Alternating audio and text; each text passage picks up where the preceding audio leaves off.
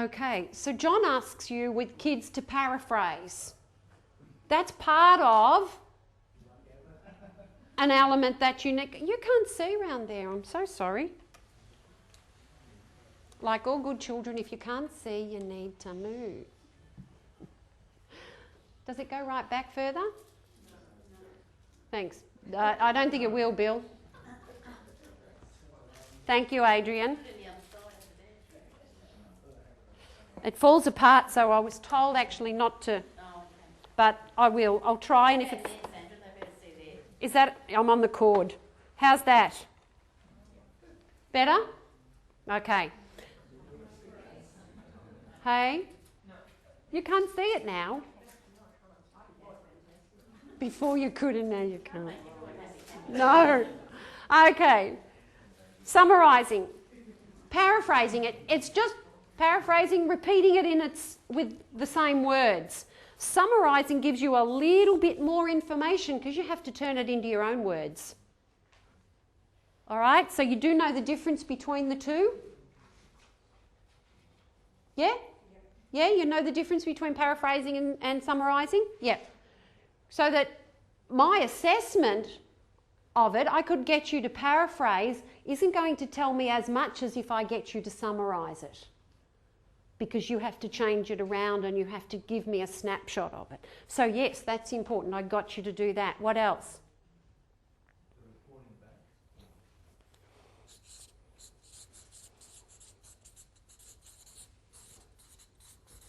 Okay, reporting back. Yep.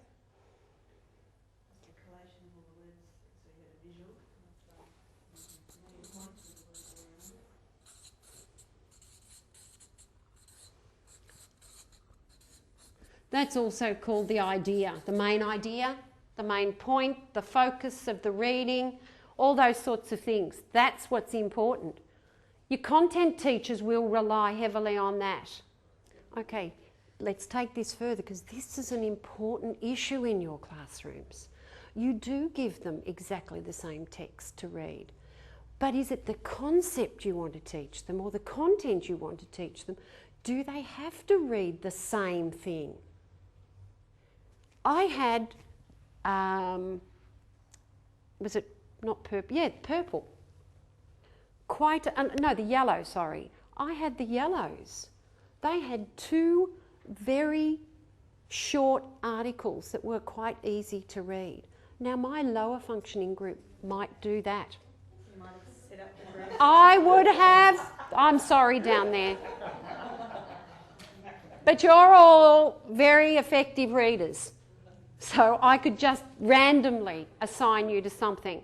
But in my classroom, I know those kids. Now, they're my lowest functioning group. They've got two simple tasks to read. They get into their discussion first.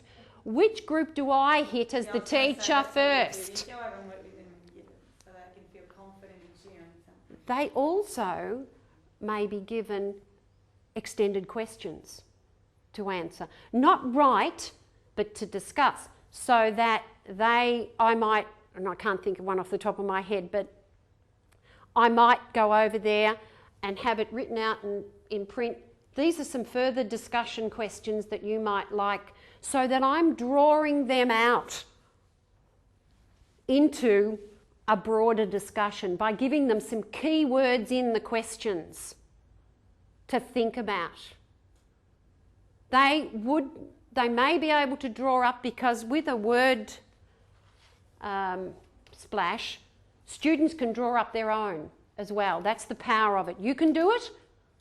I can give you words already, or the students can bring in their own words. What does it tell me with assessment if I go and look at their word lists and they're all over the place?